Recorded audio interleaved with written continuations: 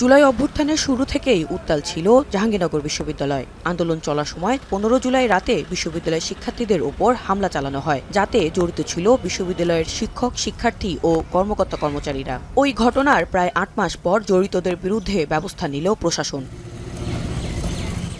সোমবার রাত ৩টায় সিন্ডিকেট সভা শেষে এই সিদ্ধান্তের কথা জানান উপাচার্য অধ্যাপক কামরুল আহসান। সভাটি বিশ্ববিদ্যালয়ের নতুন প্রশাসনিক ভবনের কাউন্সিল কক্ষে অনুষ্ঠিত হয়। বিশ্ববিদ্যালয় প্রশাসনের সিদ্ধান্ত অনুযায়ী বহিষ্কৃতদের মধ্যে যাদের ছাত্রত্ব শেষ তাদের সনদ স্থগিত করা হবে। এছাড়া পরীক্ষা ও ভাইবা দেয়া শিক্ষার্থীদের ফলাফল স্থগিত করা হবে।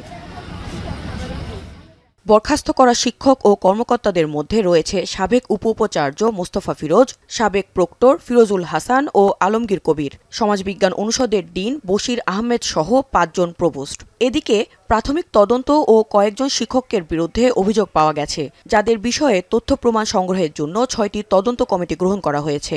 গতকালকে সিন্ডিকেট সভায় 9 জন শিক্ষককে সাময়িকভাবে বরখাস্ত, আরো যারা শিক্ষক যারা সম্পৃক্ত ছিলেন তাদের মাত্রা সম্পৃক্ততা বিবেচনা করে স্ট্রাকচারাল কমিটি সব কর্মকর্তা 2 জন সাময়িকভাবে বরখাস্ত। বিষয়টিকে ইতিবাচক হিসেবে দেখছেন বিশ্ববিদ্যালয়ের সাধারণ শিক্ষার্থীরা। শুধু সাময়িক বহিষ্কার না, রাষ্ট্রীয় আইনে বিচারের দাবি জানান তারা। তবে নিরপরাধ কোনো শিক্ষার্থী যাতে শাস্তি না পায় সেদিকেও লক্ষ্য রাখার দাবি শিক্ষার্থীদের। সিদ্ধান্তটি গৃহীত হয়েছে তাতে আমি একমত পোষণ করছি এবং চাই এর সঠিক তদন্ত হোক, তাদের বিচারের আয়তায় নিয়ে আসা হোক। আমরা চাইবো না কোনো সহিংসতা হোক, এরকম আমাদের উপর যে হামলা হয়েছে আমরা কখনোই চাইবো না সেটা রিপিটেন্স হোক। প্রশাসিত প্রতিষ্ঠান তাদের সুনির্দিষ্ট আইন কানুন আছে, সেই আইন কানুন অনুযায়ী তাদের বিচার হবে বা তারা তাদের প্রাপ্যটুকু পাবে। বৈষম্যবিরোধী ছাত্র আন্দোলনের সাথে সংশ্লিষ্টরাও প্রশাসনের এই সিদ্ধান্তকে সাধুবাদ জানিয়েছে। বিশ্ববিদ্যালয় প্রশাসন শিক্ষার্থীদের বিরুদ্ধে যে অধিকতর তদন্ত কমিটি গঠন করেছেন সেই কমিটি দ্রুত সময়ের মধ্যে তাদের কার্যক্রম শেষ করে যেসব ছাত্রলীগের নেতাকর্মী এই ঘটনায় সরাসরি জড়িত ছিলেন হামলার সঙ্গে তাদেরকে সর্বোচ্চ শাস্তি, বিশ্ববিদ্যালয় বিধি অনুযায়ী সর্বোচ্চ শাস্তি, সেই শাস্তি নিশ্চিত করবেন।